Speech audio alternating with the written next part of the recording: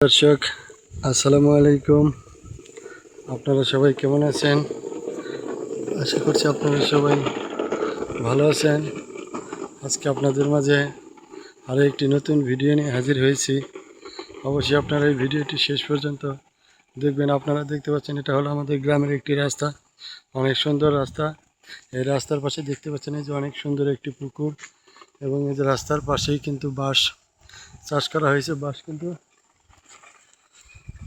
অনেক উপকারী, দেখতে পাচ্ছেন। বাঁশ কিন্তু আমাদের অনেক কাজে লাগে।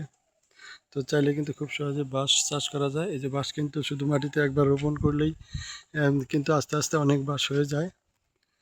প্রতি বছরই একটি বাঁশ থেকে অনেকগুলো বাঁশ তৈরি হয়ে থাকে, চারা হয়ে থাকে। তো আপনারা চাইলে খুব সহজে বাঁশ চাষ করতে পারেন। দেখেন পুকুরের পাশ দিয়ে গাছ রোপণ করা হয়েছে। আপনাদের কাছে আজকের এই ভিডিওটি ভালো লেগে থাকলে ভিডিওতে একটি লাইক দিয়ে চ্যানেলটি সাবস্ক্রাইব করে দেবেন।